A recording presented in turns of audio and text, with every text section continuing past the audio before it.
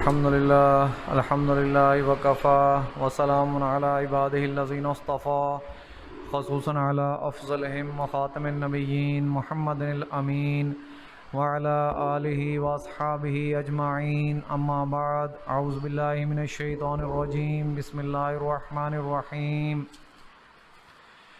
وما أسألكم عليه من أجر إن أجري إلا على رب العالمين أوفوا الكيل ولا تكونوا من المخسرين وزنوا بالقسطاس المستقيم ولا تبخسوا الناس أشياءهم ولا تعثوا في الأرض مفسدين واتقوا الذي خلقكم والجبلة الأولين صدق الله العظيم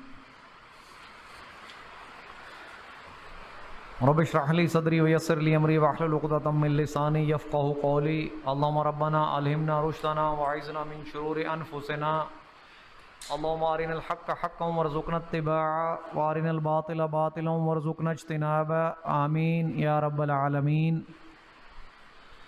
میرے محترم بھائیوں بزرگوں دوستوں، درس قرآن مدرسہ حدیث کے ضمن میں سورۃ شعراء کی چند آیات تلاوت کی ہیں اور ایک حدیث پاک بھی بیان کرنے لگا ہوں۔ اللہ تبارک و تعالیٰ سے دعا ہے کہ مجھے خود سمجھنے، آپ کو سمجھانے اور آپ کو سمجھنے کی توفیق عطا فرمائے، آمین۔ عن عند القرسی رضی اللہ تعالی عنہ قال قال رسول اللہ صلی اللہ علیہ وسلم اذا عملت الخطیئة فی الارض من کان شاہدها فانکرها کمن غاب عنها ومن غاب عنها رضیها کان کمن شاہدها او کما قال رسول اللہ صلی اللہ علیہ وآلہ وسلم۔ حدیث پاک بہت اہم ہے اور رمضان مبارک کے بابرکت مہینے کے حساب سے اس کی اہمیت اور بھی زیادہ ہے۔ جیسے بارہا میں نے آپ کو عرض کی کہ رمضان المبارک کا مہینہ ہم لوگوں کو مشق کرانے کے لیے آتا ہے، وہ مشق جو کہ 11 مہینے ہم نے جاری رکھنی ہے تاکہ اللہ اور اس کے رسول کے مطابق اپنی 24 گھنٹے کی زندگی گزار سکیں اور آخرت میں فلاح پا سکیں۔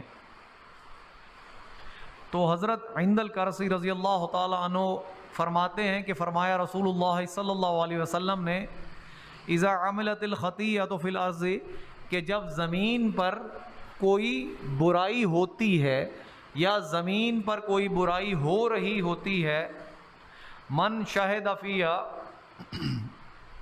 فانکرہا، تو جو شخص وہاں موجود ہوتا ہے اور اس برائی کو دیکھ رہا ہوتا ہے، فانکرہا، اور اس برائی کو وہ روکتا ہے۔ اب میں نے روکنے کے آپ کو 3 درجے بتا دیے تھے کہ اگر طاقت ہے تو ہاتھ سے روکے، فَإِلَّمْ يَسْتَطِعْ فَبِلِسَانِهِ، اور اگر اتنی طاقت نہیں تو زبان سے روکے، اور اگر اتنی بھی طاقت نہیں تو پھر فَبِقَلْبِهِ، دل سے اسے برا جانے۔ تو اگر زمین پر کوئی برائی ہو رہی ہو اور جو شخص وہاں موجود ہو اور وہ اسے روک رہا ہو یا وہ اسے برا جانے یا اسے روکنے کی کوشش کرے اور اس شخص کو وہ برائی ہوتی اچھی نہ لگے، تو حضور نے فرمایا صلی اللہ علیہ وسلم نے کمن غاب عنہا، تو اس شخص کی مثال ایسے ہے جیسے وہ وہاں موجود ہی نہیں تھا، اس نے وہ برائی دیکھی ہی نہیں، وہ وہاں موجود ہی نہیں تھا۔ ومن غاب عنہا، اور جو شخص جہاں برائی ہو رہی تھی وہاں موجود نہیں تھا، راضیہا، مگر اس برائی پر وہ راضی ہے، اس برائی کو وہ روکنے کی کوشش نہیں کرتا، اسے نہ ہاتھ سے روکتا ہے، نہ زبان سے روکتا ہے، نہ دل میں برا جانتا ہے۔ کانا کمن شاہدہا، تو حضور نے فرمایا اس کی مثال ایسے ہے جیسے وہ برائی کی جگہ پر خود موجود ہو۔ تو میرے بھائیوں، یہ امر بالمعروف اور نہی عن المنکر کی سب سے بہترین قسم کی حدیث ہے، اور اس رمضان مبارک کے بابرکت مہینے میں خصوصی طور پر میں نے آپ کو سنائی ہے کہ میں نے آپ کو پہلے بھی اس بات کی بارہا وضاحت کر دی تھی کہ نیکیاں کرنا اپنی جگہ پہ افضل ہے، لیکن اللہ کے نزدیک کون لوگ پہنچیں گے؟ جو برائیوں سے بچیں گے، جو منکرات سے بچیں گے، جو اللہ تعالیٰ کی روکی ہوئی چیزوں سے رک جائیں گے، جو تقوی اختیار کریں گے۔ جب منکرات سے بچ جاؤ گے تو جو لسانی ایمان ہے، جو ایمان باللسان ہے، وہ ایمان بالقلب میں تبدیل ہو جائے گا۔ آپ کا ایمان زبان سے اتر کر دل میں داخل ہو جائے گا۔ جب برائیاں چھوڑ دو گے، منکرات چھوڑ دو گے، جو اللہ تعالیٰ نے چیزیں روکی ان تمام چیزوں سے رک جاؤ گے۔ آج ہمارا معاشرہ دیکھیں، فحاشی اور عریانی اپنے بام عروج پر ہے۔ اب اس فحاشی اور عریانی، اس میں الیکٹرانک میڈیا بھی ہے، پرنٹ میڈیا بھی ہے، سوشل میڈیا بھی ہے، آپ میرے بچے بھی انوالو ہیں، موبائل فونز پر وہ بھی دیکھتے ہیں، تو اس کے خلاف آج تک ہم نے کبھی آواز اٹھائی؟ آواز تو نہیں اٹھائی کہ یہ اسلامی جمہوریہ پاکستان ہے، اسے حاصل کیا گیا تھا کلمے کی بنیاد پہ، لا الہ الا اللہ محمد الرسول اللہ، تو پھر اس میں اللہ کی حاکمیت ہونی چاہیے، تمام قوانین اللہ کے مطابق ہونے چاہیے، محمد الرسول اللہ کی سنت پر 100% عمل ہونا چاہیے۔ تو آج تو ایسا نہیں ہو رہا، فحاشی اور عریانی اپنے عروج پر ہے، لیکن آپ اور میں آج اسے روکتے نہیں۔ ہاتھ سے روکنا تو درکنار، زبان سے ہی برا نہیں کہتے، اور زبان سے روکنا بھی درکنار، دل میں بھی برا نہیں سمجھتے۔ اگر کم از کم دل میں برا سمجھیں تو یہ سوشل میڈیا کی لعنت ہمارے بچوں میں داخل نہ ہو۔ اور سوشل میڈیا کے کچھ اچھے پہلو بھی ہیں، انہیں نظر انداز نہیں کرنا چاہیے۔ ہر چیز کے کچھ برے پہلو ہوتے ہیں، کچھ اچھے پہلو ہوتے ہیں، تو آپ کو ہر چیز پر سینسرشپ لگانی پڑے گی۔ وہ سینسرشپ کون لگائے گا؟ آپ کا اپنا دل لگائے گا۔ کوئی قانون، کوئی معاشرہ، کوئی سوسائٹی انسان کو سینسرشپ نہیں لگا سکتی، انسان پر قدغن نہیں لگا سکتی، اس پر رکاوٹیں نہیں لگا سکتی جب تک اس کا اپنا دل مائل نہ ہو جائے۔ اگر اس کا اپنا دل رب کریم کی طرف مائل ہو گیا، قرآن پاک کو سمجھنا اور سیکھنا شروع کر دیا، حضور محمد مصطفیٰ احمد مجتبی سے محبت پیدا ہو گئی، اور دل یہ چاہنے لگا کہ جیسے میرے حضور کرتے تھے مجھے بھی ویسا کرنا چاہیے، تو پھر یقین جانو کہ آپ کے سامنے الیکٹرانک میڈیا بھی چلے گا، پرنٹ میڈیا بھی چلے گا، سوشل میڈیا بھی چلے گا، مگر آپ چیز وہ دیکھو گے جو میرے رب کو پسند ہے، جو میرے حضور کو پسند ہے۔ آج اگر شیطان سوشل میڈیا پہ فحاشی اور عریانی پھیلا رہا ہے تو ہم بھی تو سوشل میڈیا پہ اللہ کے قرآن کو اپلوڈ کر رہے ہیں۔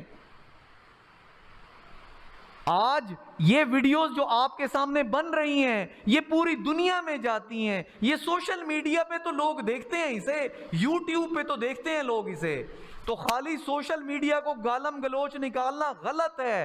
سینسرشپ اپنے اندر پیدا کرنی پڑے گی، قدغن اپنے اندر لگانی پڑے گی، نیکی اور برائی کا فرق اپنے اندر پیدا کرنا پڑے گا۔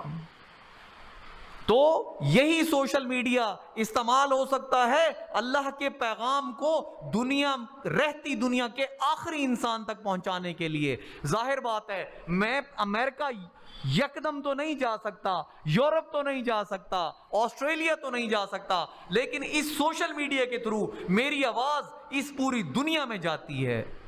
میری کیا اوقات، تمام علماء کرام جتنے لوگ اسے استعمال کر رہے ہیں آج ان کی آواز پوری دنیا میں جا رہی ہے۔ تو میرا فرض یہ ہونا چاہیے، آپ اور مجھے یہ سوشل میڈیا پہ رول پلے کرنا چاہیے، ہمیں ایسی پوسٹس کو شیئر کرنا چاہیے، ہمیں اپنی والز پر ایسی پوسٹ کو لگانا چاہیے جس سے اللہ کے اور اس کے رسول کا پیغام پھیلتا۔ تو شیطان سے جنگ تو تبھی لڑیں گے نا کہ جب ایک طرف شیطان عریانی اور فحاشی کی ویڈیوز لگاتا ہے اور ایک طرف ہم قرآن کی ویڈیوز لگاتے ہیں، ایک طرف ناچ گانے آتے ہیں، ایک طرف محمد رسول اللہ کی سنت کو اجاگر کیا جاتا ہے، تو لڑائی تو یوں ہی ہوگی نا۔ جب برابر کی لڑائی لڑیں گے تبھی تو فتح حاصل کریں گے نا انشاءاللہ۔ تو ہم لوگوں کو اس فحاشی اور عریانی کے خلاف اسی سوشل میڈیا کو استعمال کرتے ہوئے اللہ اور اس کے رسول کے پیغام کو آگے لے کر جانا چاہیے، ان ویڈیوز کو شیئر کرنا چاہیے، خود بھی سنیں، آگے اپنے دوست احباب میں بھی شیئر کریں۔ جو اچھی بات، اسلامی باتیں سوشل میڈیا پر شیئر ہوتی ہیں آپ کی وال پہ وہی نظر آنی چاہیے، آپ کے دوست احباب کو وہی شیئر ہونی چاہیے۔ اللہ اور اس کے رسول کے پیغام کے علاوہ آپ کی کوئی اور پوسٹ شیئر نہیں ہونی چاہیے، پھر پتہ لگے گا اللہ تعالیٰ پھر اس سوشل میڈیا کا کریڈٹ بھی آپ کو دے گا۔ جتنے لوگ آپ کی پوسٹس پڑھ کر اگر ان کے دل میں کوئی تبدیلی آ گئی اور آپ نے اس نیت سے کی کہ میں شیطان کے خلاف جنگ لڑ رہا ہوں، اس باطل کے خلاف جنگ لڑ رہا ہوں جس نے عریانی اور فحاشی سے ہمارے بچوں کو خراب کیا ہے، میں آج قرآن اور اللہ کے رسول کی باتیں سوشل میڈیا پر پوسٹ کر کر اس شیطان سے جنگ میں شریک ہو چکا ہوں۔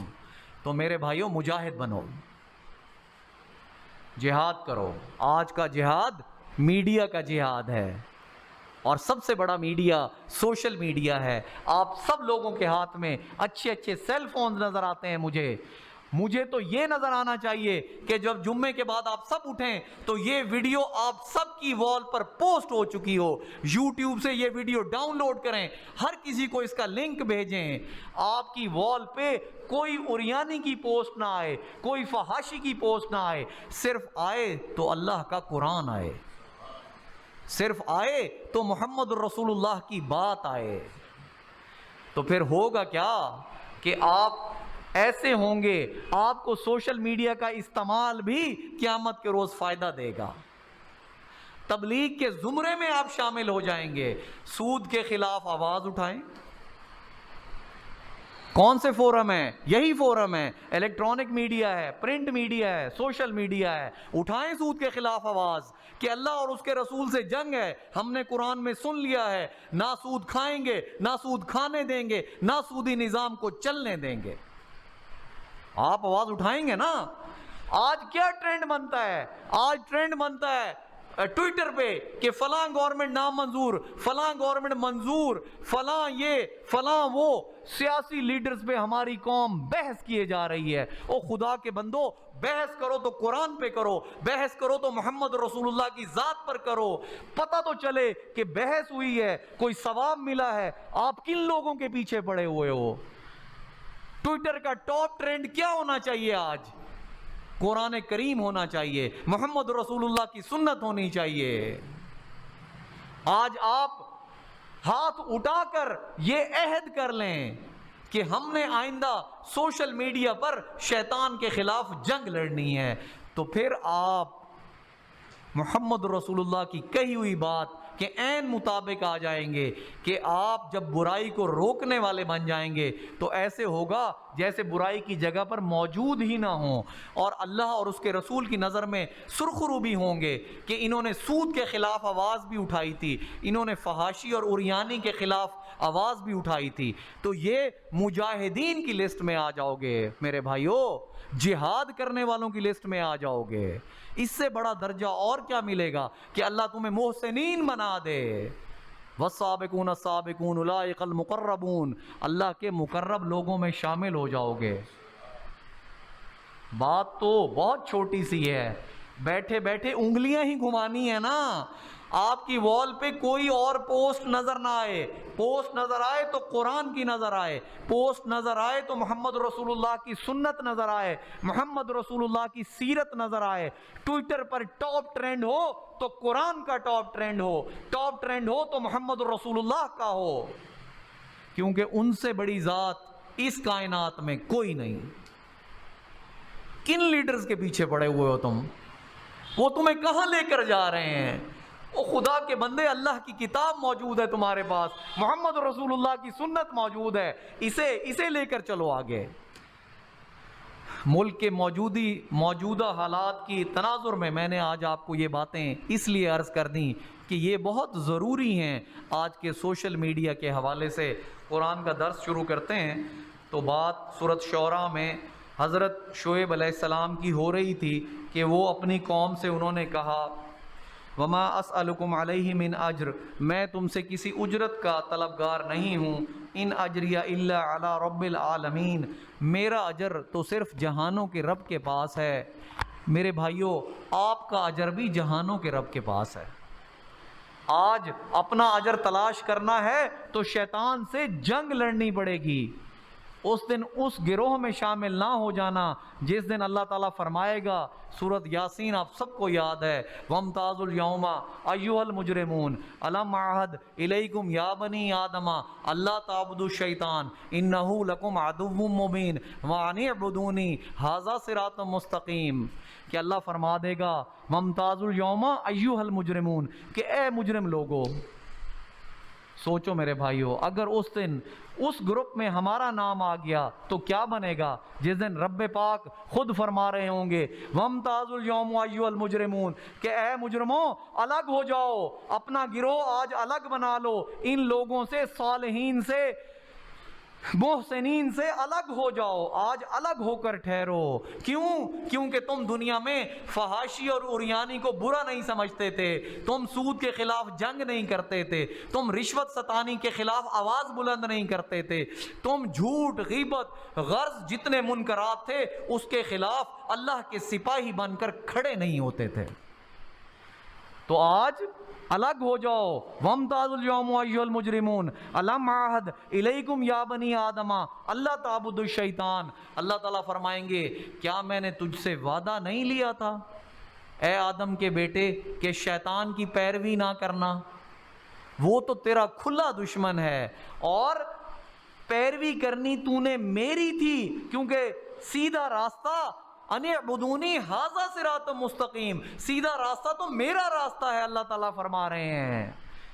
تو میرے بھائیوں سیدھے راستے پر آ جاؤ۔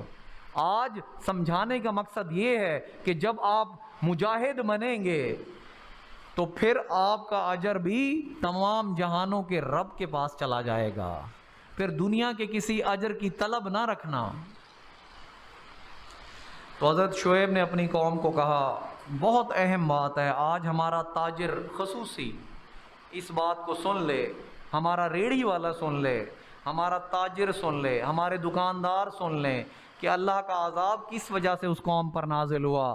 حضرت شعیب اپنی قوم کو کیا کہہ رہے ہیں؟ اوفوا الکیل ولا تکونوا من المخسرین کہ پیمانوں کو پورا بھرا کرو اور نہ بن جاؤ خسارہ دینے والوں میں سے۔ آج پیمانے تو پورے نہیں بھرے جاتے میرے بھائیوں، جب گندم تولی جاتی ہے تو پوری نہیں تولی جاتی، جب چاول تولے جاتے ہیں تو پورے نہیں تولے جاتے، جب فروٹ سبزی تولی جاتی ہے تو پوری نہیں تولی جاتی۔ تو سن لو، یہی حضرت شعیب نے اپنی قوم سے کہا کہ پیمانوں کو پورا بھرا کرو اور نہ ہو جاؤ خسارہ دینے والوں میں۔ اور اگلی بات بہت اہم ہے، بہت قیمتی ہے، وزنوا بالقسطاس المستقیم، اور وزن کیا کرو سیدھی ترازو کے ساتھ۔ سمجھ آئی بات کی؟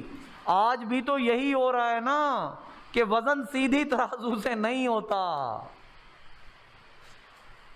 وزن میں ہیر پھیر کر دی جاتی ہے معمولی نفع کے لیے، اور اس نفع کے اگینسٹ آپ کو جو دردناک عذاب ملنا ہے وہ اللہ تعالیٰ بیان فرما رہے ہیں۔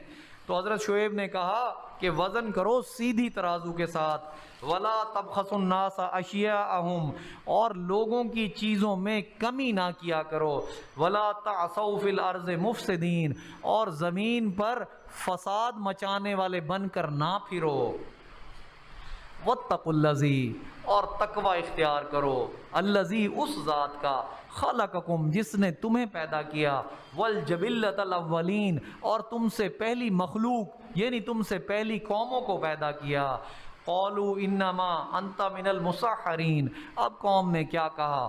انہوں نے کہا کہ بے شک تو نہیں ہے مگر ایک سحر زدہ شخص، وہی بات جو ہر نبی ہر پیغمبر کو کی جاتی ہے، بلکہ ہر مصلح کو کی جاتی ہے۔ جب آپ مصلح بن جائیں گے تو آپ کو بھی یہ باتیں سننی پڑیں گی۔